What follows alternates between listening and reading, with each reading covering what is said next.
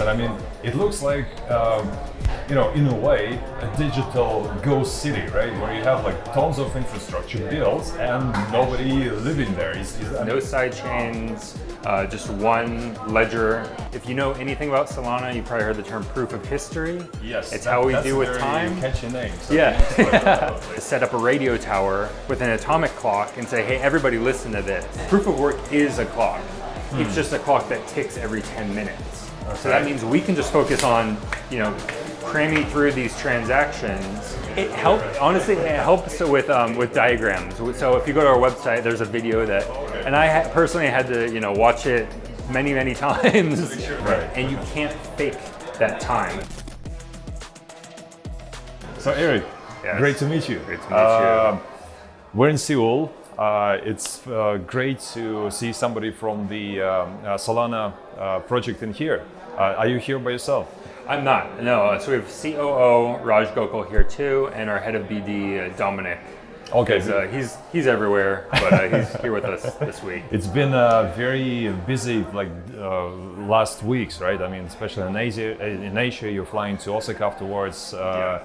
What are your plans right now? I mean, you guys, why are you so heavily investing time on the road? Yeah, so we're quickly approaching mainnet launch. I think a lot of projects in the space are, headed towards Q4 19 mainnet launch, and so we really want to make sure we just hit the road, reach developer communities everywhere. Part of this ramp up to mainnet launch is really building our validator community.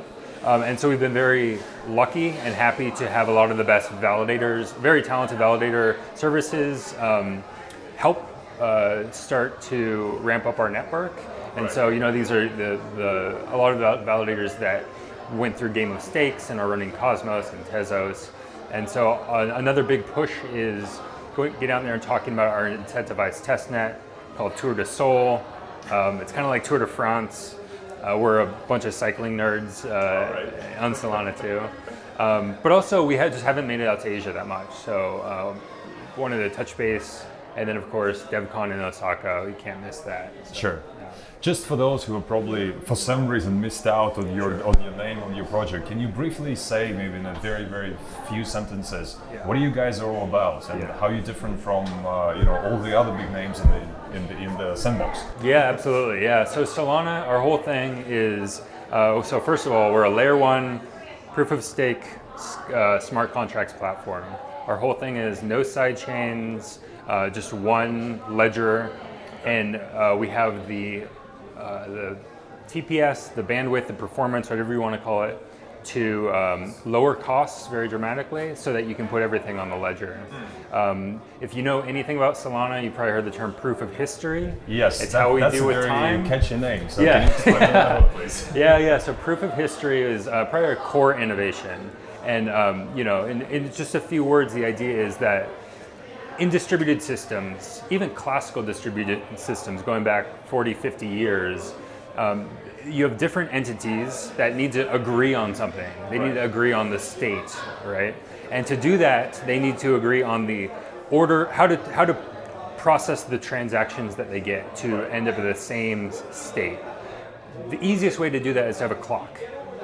Right? And the easiest way to have a clock is just to set up a radio tower with an atomic clock and say, hey, everybody listen to this.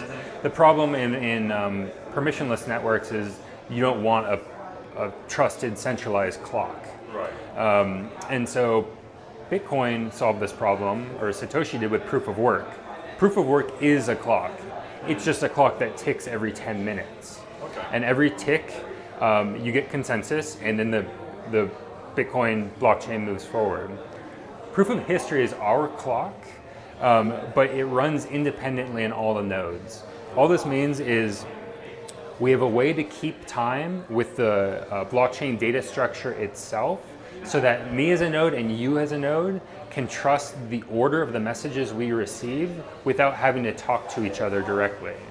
So that means we can just focus on, cramming through these transactions and then layer on consensus later. The way we kind of say it is we've separated time from consensus.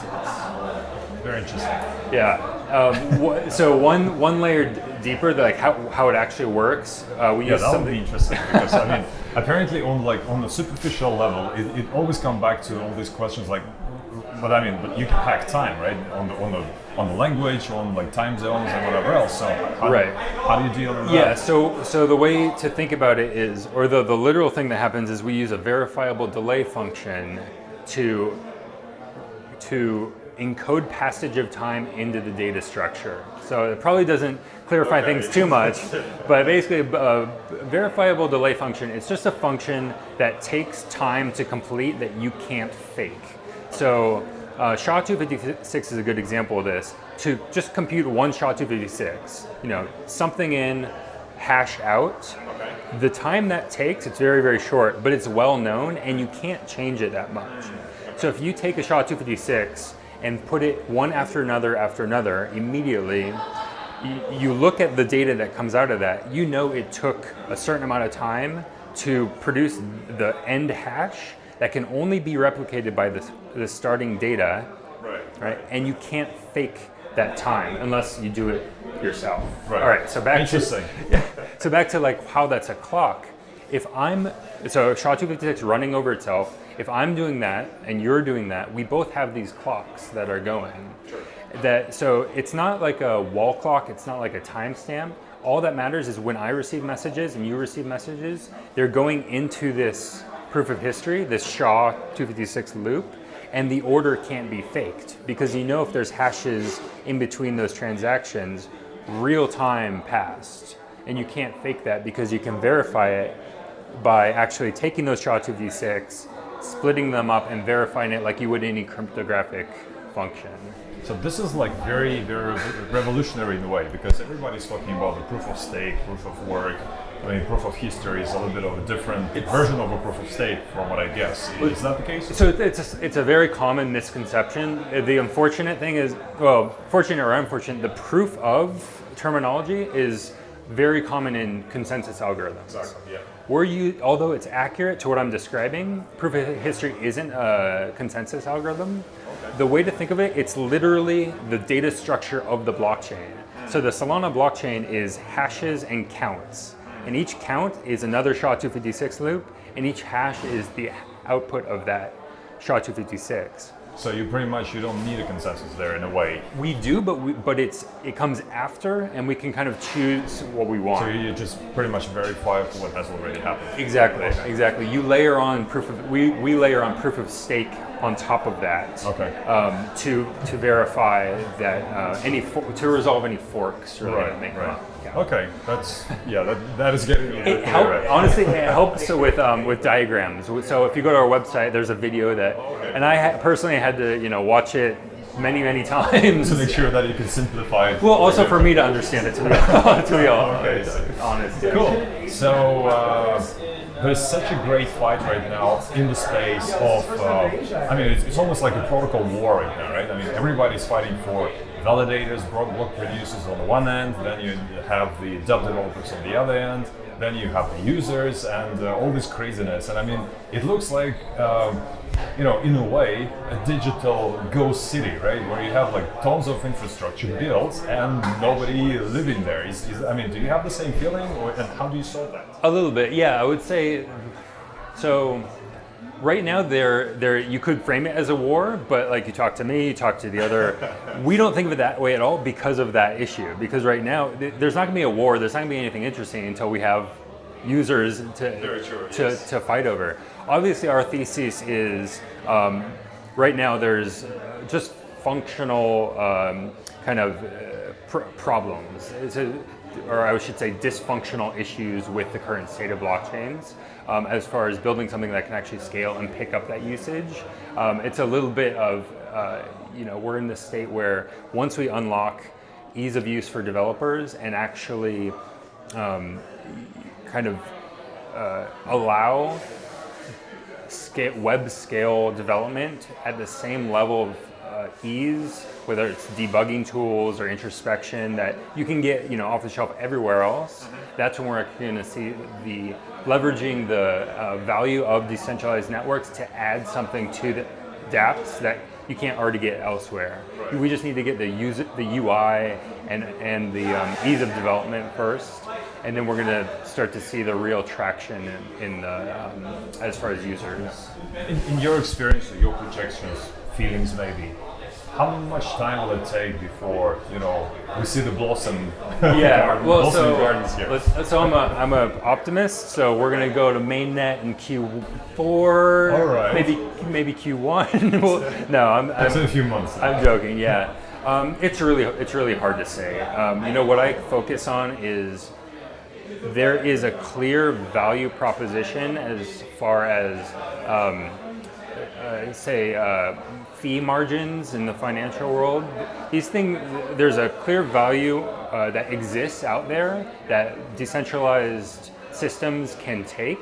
It's just how do we get there? And that pressure that is going to push towards that is going to slowly grow until the ease of use is there. But those margins, I'm talking about basically literal margins as far as transaction processing and whatnot, those aren't going anywhere. So I have faith that with that as the motivation, it's only a matter of time. And that fee margin is just one example, right? There's a whole lot of value that comes from the decentralized network as far as data ownership, privacy. All of these are pressures in the direction, so I find it inevitable. I can't put a date on it, but spend some time in Asia every year, or every conference, every new app that comes up, we see the community growing more and more excited and more, I think, pure. And you can it's palpable, you can tell. Yeah. Do you think that, what would be the driving force behind the blockchain, evolution in a way? The corporate market with, all the integrations of private blockchains or versions of it, or the public sector, I don't know how to call it. Yeah. This is my personal belief. It's the public permissionless network. I think the enterprise market is always going to be a little bit shy. Maybe they'll start off with permissioned networks, but the way I see it playing out is that we get traction in the public permissionless networks like Ethereum, obviously Bitcoin, show that these systems are safe, they're secure. To be honest, proof of stake is kind of still a question mark. There hasn't been, a full successful deployment yet, at least with real assets. Once that's shown, then I think it's only a matter of time, because the enterprises say they're running a private network. They're going to look at the public network that's been out there 5-10 years, and the fees are going to be cheaper, and they're not going to have an argument. They're going to go in that direction. Exactly. So all that means is that everybody should be more focusing on dApps, right? On something that is linking the masses of consumers to this technology. Would you put it like this in such a phrase, or? I wouldn't put it that way. We focus purely on infrastructure. We don't want to compete with our users. We have a couple example apps. We want to kind of build almost like the Twitter bootstrap of Solana. So you have a core, messaging app that you can take, you can fork, you can build on. But I think you need coverage everywhere. I think the B2B business model is going to have to come up at a similar time. Hopefully we'll find some, maybe niche enterprise use cases that are as early as what we're seeing with DeFi or with games in the, public permissionless network. I just don't think I don't think it's going to be one and one. I think there's going to be certain use cases over here, slightly broader use cases over here, and they'll come up together. Yeah, let's go back to the staking program. So you're right now, you're a few weeks away pretty much from launching your testnet. Yes. Well, our validator incentivized testnet. Exactly. Yeah. So what is coming, and who would be the first guys who could actually be verified and qualified to support you, so that you would benefit from it, number one, and of course, so that they could have some benefits for themselves? Yeah, so basically it's a permissionless competition, I would say. So right now we've had a registration open for a few months. We've had a few, we call them dry runs. So this is saying, hey, validators out there, if you want to warm up, if you want to see what it's like before the go live, you can join now. We have about 300 validators that have signed up. And we're going to be registering up until the start date.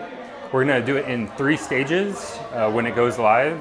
each stage is going to be more focused on a specific aspect of the network.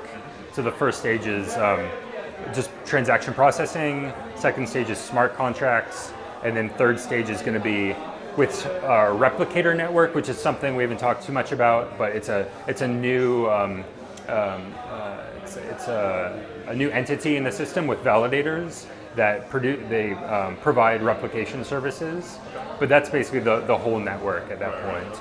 And so with the first stage, we're going to be we already published our outline for kind of rewards or the incentivization, and of course we're incentivize high performance, but also interesting attacks. And so this is just like Cosmos. We want to see people try to take down the network, be mean in the nicest way possible, because it's nothing but helpful for us to see that. You also mentioned messaging, right? And I cannot avoid but ask you about what do you think about Telegram?